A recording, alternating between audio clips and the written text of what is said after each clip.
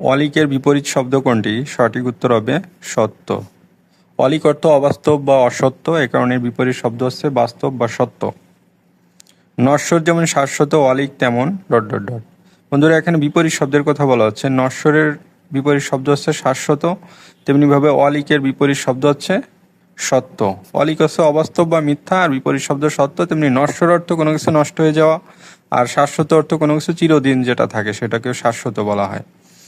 অসীম শব্দের বিপরীত অর্থক শব্দ কোনটি? সঠিক উত্তর হবে সসীম। অসীম অর্থ যার কোনো সীমা নাই, সীমাহীন, আর সসীম অর্থ যার সীমা আছে বা শেষ আছে। অন্য শব্দের বিপরীত অর্থক শব্দ কোনটি?